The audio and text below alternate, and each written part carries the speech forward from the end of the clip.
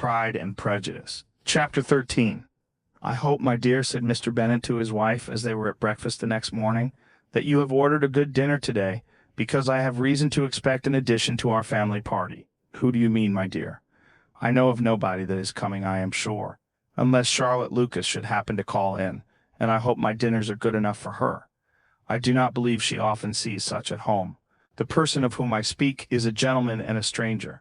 Mrs. Bennet's eyes sparkled. "A gentleman and a stranger! It is Mr. Bingley, I am sure. Why, Jane, you never dropped a word of this, you sly thing. Well, I am sure I shall be extremely glad to see Mr. Bingley, but good Lord, how unlucky! There is not a bit of fish to be got today. Lydia, my love, ring the bell. I must speak to Hill this moment." "It is not Mr. Bingley," said her husband. "It is a person whom I never saw in the whole course of my life." This roused a general astonishment, and he had the pleasure of being eagerly questioned by his wife and 5 daughters at once. After amusing himself some time with their curiosity, he thus explained: "About a month ago I received this letter, and about a fortnight ago I answered it, for I thought it a case of some delicacy, and requiring early attention. It is from my cousin, Mr. Collins, who, when I am dead, may turn you all out of this house as soon as he pleases." "Oh, my dear," cried his wife, "I cannot bear to hear that mentioned. Pray do not talk of that odious man. I do think it is the hardest thing in the world that your estate should be entailed away from your own children, and I am sure if I had been you, I should have tried long ago to do something or other about it." Jane and Elizabeth attempted to explain to her the nature of an entail. They had often attempted it before, but it was a subject on which Mrs. Bennet was beyond the reach of reason, and she continued to rail bitterly against the cruelty of settling an estate away from a family of 5 daughters in favor of a man whom nobody cared anything about. "It certainly is a most iniquitous affair," said Mr. Bennet, "and nothing can clear Mr. Collins from the guilt of inheriting Longbourn. But if you will listen to his letter, you may perhaps be a little softened by his manner of expressing himself."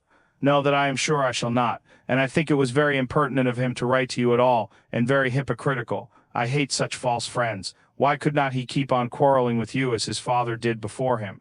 Why, indeed, he does seem to have had some filial scruples on that head, as you will hear. Hunsford, near Westerham, Kent, 15th October. "Dear Sir, the disagreement subsisting between yourself and my late honored father always gave me much uneasiness, and since I have had the misfortune to lose him, I have frequently wished to heal the breach, but for some time I was kept back by my own doubts, fearing lest it might seem disrespectful to his memory for me to be on good terms with anyone with whom it had always pleased him to be at variance. There, Mrs. Bennet, my mind, however, is now made up on the subject, for having received ordination at Easter, I have been so fortunate as to be distinguished by the patronage of the Right Honourable Lady Catherine de Bourgh, widow of Sir Louis de Bourgh, whose bounty and beneficence has preferred me to the valuable rectory of this parish, where it shall be my earnest endeavour to demean myself with grateful respect towards her ladyship, and be ever ready to perform those rites and ceremonies which are instituted by the Church of England. As a clergyman, moreover, I feel it my duty to promote and establish the blessing of peace in all families within the reach of my influence, and on these grounds I flatter myself that my present overtures of goodwill are highly commendable, and that the circumstance of my being next in the entail of Longbourn estate will be kindly overlooked on your side, and not lead you to reject the offered olive branch. I cannot be otherwise than concerned at being the means of injuring your amiable daughters, and beg leave to apologize for it, as well as to assure you of my readiness to make them every possible amends. But of this hereafter, if you should have no objection to receive me into your house, I propose myself the satisfaction of waiting on you and your family, Monday, November 18th, by 4 o'clock, and shall probably trespass on your hospitality till the Saturday se'nnight following, which I can do without any inconvenience, as Lady Catherine is far from objecting to my occasional absence on a Sunday, provided that some other clergyman is engaged to do the duty of the day. I remain, dear sir, with respectful compliments to your lady and daughters, your well-wisher and friend, William Collins. At 4 o'clock, therefore, we may expect this peacemaking gentleman," said Mr. Bennet, as he folded up the letter. "He seems to be a most conscientious and polite young man, upon my word, and I doubt not will prove a valuable acquaintance, especially if Lady Catherine should be so indulgent as to let him come to us again. There is some sense in what he says about the girls, however, and if he is disposed to make them any amends, I shall not be the person to discourage him. Though it is difficult," said Jane, "to guess in what way he can mean to make us the atonement he thinks our due, the wish is certainly to his credit." Elizabeth was chiefly struck with his extraordinary deference for Lady Catherine, and his kind intention of christening, marrying, and burying his parishioners whenever it were required. "He must be an oddity, I think," said she. "I cannot make him out. There is something very pompous in his style, and what can he mean by apologizing for being next in the entail? We cannot suppose he would help it if he could. Can he be a sensible man, sir?" "No, my dear, I think not. I have great hopes of finding him quite the reverse. There is a mixture of servility and self-importance in his letter, which promises well. I am impatient to see him." "In point of composition," said Mary, "his letter does not seem defective. The idea of the olive branch perhaps is not wholly new, yet I think it is well expressed. To Catherine and Lydia, neither the letter nor its writer were in any degree interesting. It was next to impossible that their cousin should come in a scarlet coat, and it was now some weeks since they had received pleasure from the society of a man in any other color. As for their mother, Mr. Collins's letter had done away much of her ill will, and she was preparing to see him with a degree of composure which astonished her husband and daughters. Mr. Collins was punctual to his time, and was received with great politeness by the whole family. Mr. Bennet indeed said little, but the ladies were ready enough to talk, and Mr. Collins seemed neither in need of encouragement, nor inclined to be silent himself. He was a tall, heavy-looking young man of 25. His air was grave and stately, and his manners were very formal. He had not been long seated before he complimented Mrs. Bennet on having so fine a family of daughters, said he had heard much of their beauty, but that in this instance fame had fallen short of the truth, and added, that he did not doubt her seeing them all in due time well disposed of in marriage. This gallantry was not much to the taste of some of his hearers, but Mrs. Bennet, who quarrelled with no compliments, answered most readily, "You are very kind, sir, I am sure, and I wish with all my heart it may prove so, for else they will be destitute enough. Things are settled so oddly. You allude perhaps to the entail of this estate. Ah, sir, I do indeed. It is a grievous affair to my poor girls, you must confess. Not that I mean to find fault with you, for such things I know are all chance in this world. There is no knowing how estates will go when once they come to be entailed. I am very sensible, madam, of the hardship to my fair cousins, and could say much on the subject, but that I am cautious of appearing forward and precipitate. But I can assure the young ladies that I come prepared to admire them. At present I will not say more, but perhaps when we are better acquainted." He was interrupted by a summons to dinner, and the girls smiled on each other. They were not the only objects of Mr. Collins's admiration. The hall, the dining room, and all its furniture were examined and praised, and his commendation of everything would have touched Mrs. Bennet's heart, but for the mortifying supposition of his viewing it all as his own future property. The dinner, too, in its turn, was highly admired, and he begged to know to which of his fair cousins the excellence of its cookery was owing. But here he was set right by Mrs. Bennet, who assured him with some asperity that they were very well able to keep a good cook, and that her daughters had nothing to do in the kitchen. He begged pardon for having displeased her. In a softened tone she declared herself not at all offended, but he continued to apologize for about a quarter of an hour. Chapter 14. During dinner, Mr. Bennet scarcely spoke at all, but when the servants were withdrawn, he thought it time to have some conversation with his guest, and therefore started a subject in which he expected him to shine, by observing that he seemed very fortunate in his patroness. Lady Catherine de Bourgh's attention to his wishes, and consideration for his comfort, appeared very remarkable. Mr. Bennet could not have chosen better. Mr. Collins was eloquent in her praise. The subject elevated him to more than usual solemnity of manner, and with a most important aspect he protested that he had never in his life witnessed such behavior in a person of rank, such affability and condescension as he had himself experienced from Lady Catherine. She had been graciously pleased to approve of both the discourses which he had already had the honor of preaching before her. She had also asked him twice to dine at Rosings, and had sent for him only the Saturday before, to make up her pool of quadrille in the evening. Lady Catherine was reckoned proud by many people he knew, but he had never seen anything but affability in her. She had always spoken to him as she would to any other gentleman. She made not the smallest objection to his joining in the society of the neighborhood, nor to his leaving his parish occasionally for a week or two to visit his relations. She had even condescended to advise him to marry as soon as he could, provided he chose with discretion, and had once paid him a visit in his humble parsonage, where she had perfectly approved all the alterations he had been making, and had even vouchsafed to suggest some herself, some shelves in the closets upstairs. "That is all very proper and civil, I am sure," said Mrs. Bennet, "and I dare say she is a very agreeable woman. It is a pity that great ladies in general are not more like her. Does she live near you, sir? The garden in which stands my humble abode is separated only by a lane from Rosings Park, her ladyship's residence. I think you said she was a widow, sir. Has she any family?" "She has one only daughter, the heiress of Rosings, and a very extensive property." "Ah," cried Mrs. Bennet, shaking her head, "then she is better off than many girls. And what sort of young lady is she? Is she handsome?" "She is a most charming young lady indeed. Lady Catherine herself says that in point of true beauty, Miss de Bourgh is far superior to the handsomest of her sex, because there is that in her features which marks the young woman of distinguished birth. She is unfortunately of a sickly constitution, which has prevented her making that progress in many accomplishments, which she could not otherwise have failed of, as I am informed by the lady who superintended her education, and who still resides with them. But she is perfectly amiable, and often condescends to drive by my humble abode in her little phaeton and ponies. Has she been presented? I do not remember her name among the ladies at court. Her indifferent state of health unhappily prevents her being in town, and by that means, as I told Lady Catherine myself one day, has deprived the British court of its brightest ornament. Her ladyship seemed pleased with the idea, and you may imagine that I am happy on every occasion to offer those little delicate compliments which are always acceptable to ladies. I have more than once observed to Lady Catherine that her charming daughter seemed born to be a duchess, and that the most elevated rank, instead of giving her consequence, would be adorned by her. These are the kind of little things which please her ladyship, and it is a sort of attention which I conceive myself peculiarly bound to pay. You judge very properly, said Mr. Bennet, and it is happy for you that you possess the talent of flattering with delicacy. May I ask whether these pleasing attentions proceed from the impulse of the moment, or are the result of previous study? They arise chiefly from what is passing at the time, and though I sometimes amuse myself with suggesting and arranging such little elegant compliments as may be adapted to ordinary occasions, I always wish to give them as unstudied an air as possible. Mr. Bennet's expectations were fully answered. His cousin was as absurd as he had hoped, and he listened to him with the keenest enjoyment, maintaining at the same time the most resolute composure of countenance, and except in an occasional glance at Elizabeth, requiring no partner in his pleasure. By tea-time, however, the dose had been enough, and Mr. Bennet was glad to take his guest into the drawing-room again, and when tea was over, glad to invite him to read aloud to the ladies. Mr. Collins readily assented, and a book was produced, but on beholding it, for everything announced it to be from a circulating library, he started back and, begging pardon, protested that he never read novels. Kitty stared at him, and Lydia exclaimed. Other books were produced, and after some deliberation he chose Fordyce's Sermons.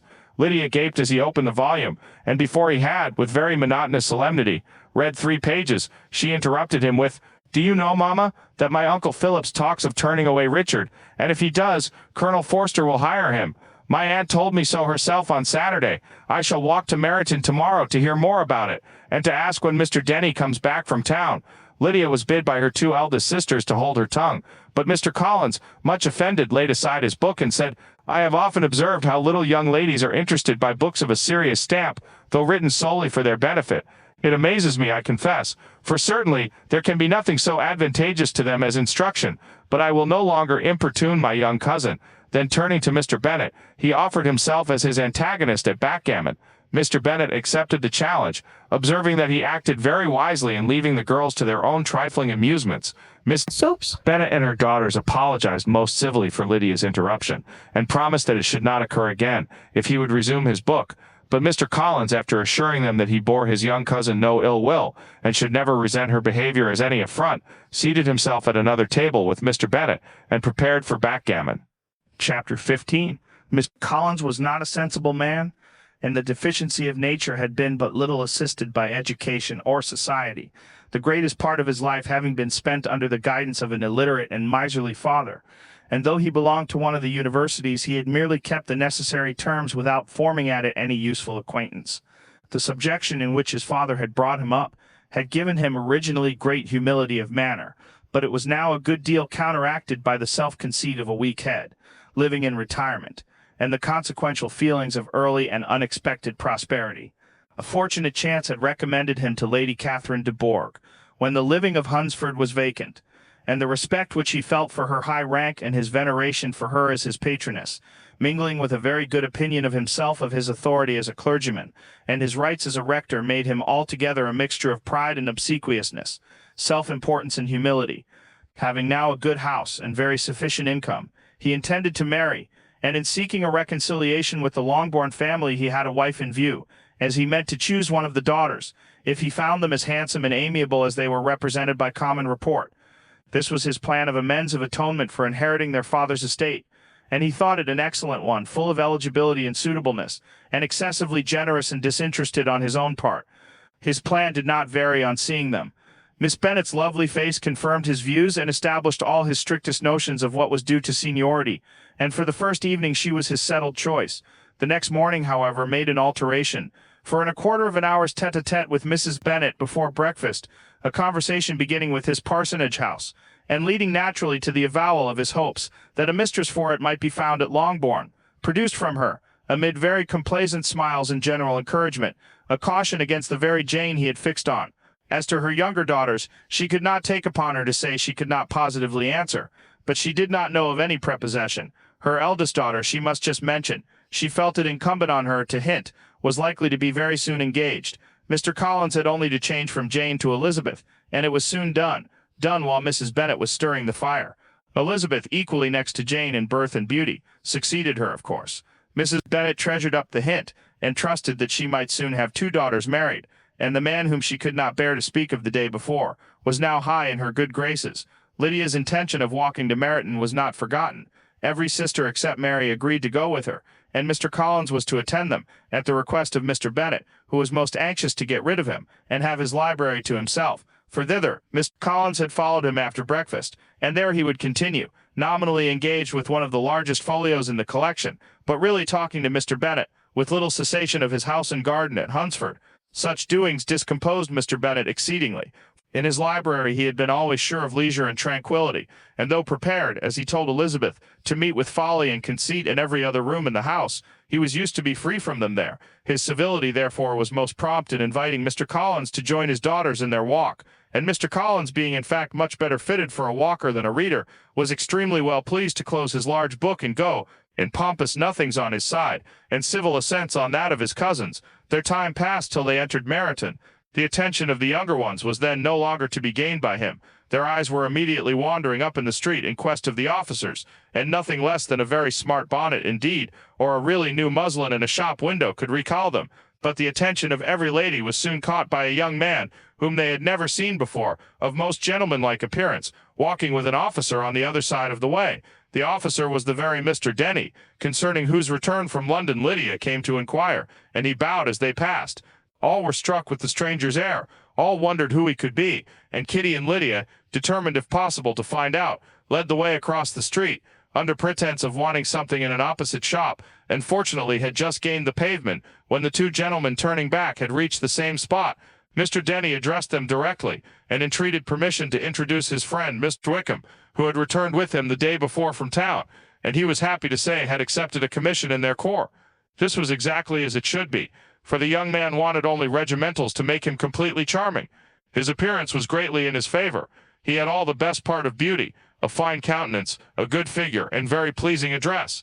The introduction was followed up on his side by a happy readiness of conversation, a readiness at the same time perfectly correct and unassuming, and the whole party were still standing and talking together very agreeably, when the sound of horses drew their notice, and Darcy and Bingley were seen riding down the street. On distinguishing the ladies of the group, the 2 gentlemen came directly towards them, and began the usual civilities. Bingley was the principal spokesman, and Miss Bennet the principal object. He was then, he said, on his way to Longbourn on purpose to inquire after her. Mr. Darcy corroborated it with a bow, and was beginning to determine not to fix his eyes on Elizabeth, when they were suddenly arrested by the sight of the stranger, and Elizabeth, happening to see the countenance of both as they looked at each other, was all astonishment at the effect of the meeting. Both changed color. One looked white, the other red. Mr. Wickham, after a few moments, touched his hat, a salutation which Mr. Darcy just deigned to return. What could be the meaning of it? It was impossible to imagine. It was impossible not to long to know. In another minute Mr. Bingley, but without seeming to have noticed what passed, took leave and rode on with his friend. Mr. Denny and Mr. Wickham walked with the young ladies to the door of Mr. Phillips's house, and then made their bows, in spite of Miss Lydia's pressing entreaties that they would come in, and even in spite of Mrs. Phillips throwing up the parlor window and loudly seconding the invitation. Mrs. Phillips was always glad to see her nieces, and the 2 eldest, from their recent absence, were particularly welcome, and she was eagerly expressing her surprise at their sudden return home, which, as their own carriage had not fetched them, she should have known nothing about, if she had not happened to see Mr. Jones's shop-boy in the street, who had told her that they were not to send any more draughts to Netherfield, because the Miss Bennets were come away. When her civility was claimed towards Mr. Collins by Jane's introduction of him, she received him with her very best politeness, which he returned with as much more, apologizing for his intrusion, without any previous acquaintance with her, which he could not help flattering himself, however, might be justified by his relationship to the young ladies who introduced him to her notice.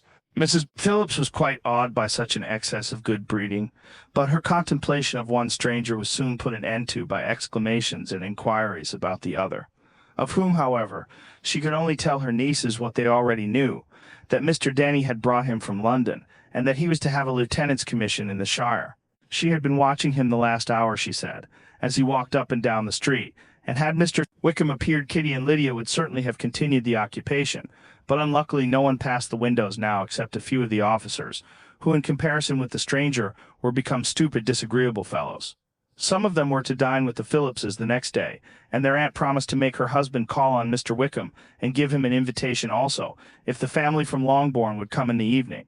This was agreed to, and Mrs. Phillips protested that they would have a nice, comfortable, noisy game of lottery tickets and a little bit of hot supper afterwards.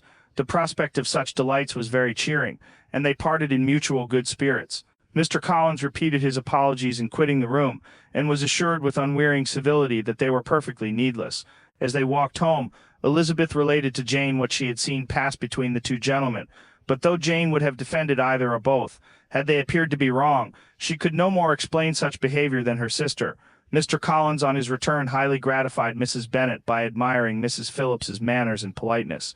He protested that except Lady Catherine and her daughter, he had never seen a more elegant woman, for she had not only received him with the utmost civility, but had even pointedly included him in her invitation for the next evening, although utterly unknown to her before, something he supposed might be attributed to his connection with them, but yet he had never met with so much attention in the whole course of his life